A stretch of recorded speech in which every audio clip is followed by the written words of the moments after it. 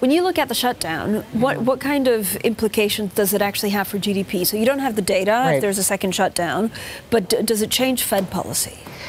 So I think we first have to talk about what the implications are for growth in the economy. We already have some indications that the incoming data for the first quarter, of course, are going to be weaker.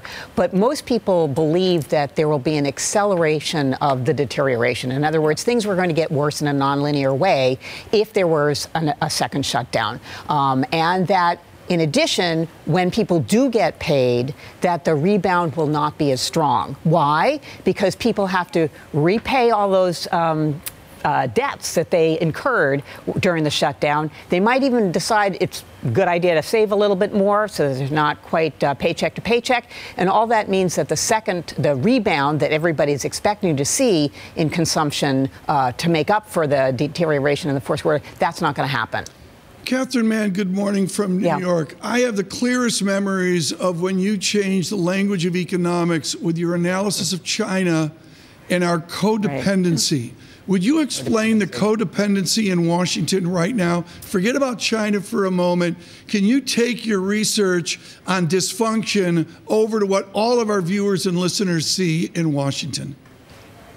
Well, the codependency in the case of China and the U.S. back 10 years or so ago was that the U.S. bought a lot of goods and China wanted to sell a lot of goods, consumer goods in particular. Now, both of those were advantageous at the time, but of course it ended up being larger deficits on the one hand for the U.S. and a dependency on exports for China. Now, there have been some changes in that dependency, although not sufficient for some people, for sure. Now, the situation in the U.S. I would call dysfunctional as opposed to codependent in the sense that both sides would prefer to have an outcome that keeps the government open, that moves along with the business of the economy, but they can't manage to get to that outcome.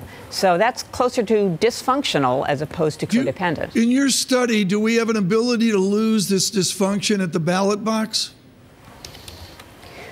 Well, I don't discuss a lot of politics in the book. That was a while ago. So there's always, that's how democracy works, is that the ballot box is the place where people get to vote what they think is going to yield the right outcome for them from a political and a policy standpoint. We have, election coming up in, another year or so. Catherine, what's your base case for the Fed? Is that it for interest rate hikes this year? Well, I mean, we're data dependent, right? What's the data? We do get data. I mean, it's not all getting lost. There's a lot of high frequency data that will be coming in. I think, for example, a lot of credit card data is available to see what is happening to retail sales. As we know, for the U.S. economy right now, the strength of the economy for the U.S. and other economies around the world really is the labor market and consumption. Strong employment figures, strong sales. But, the question is, you have enough uncertainties and people start to save more. And people start to worry about how long the job's going to last. And if people start to worry that much, then, of course, business isn't going to invest. And then we have a deterioration in the economy. And, of course, the Fed has to be worried about that.